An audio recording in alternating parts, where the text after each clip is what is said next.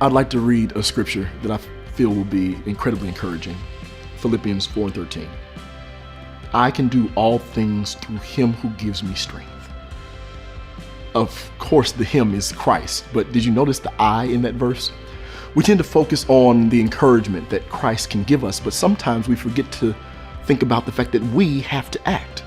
A lot of times with those of us who grew up in Christendom, there's this reverence and this way we cling to God as the facilitator of every single thing. But of course, we know that God has given us the ability to make choices, to take actions. Whether the idea is from God or it's the call just to be a parent or a spouse or an entrepreneur, that can come from God as well.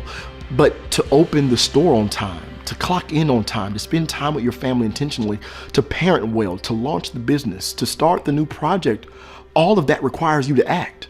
He gives you strength to do it, but you've got to take the steps. You can do all things through Christ.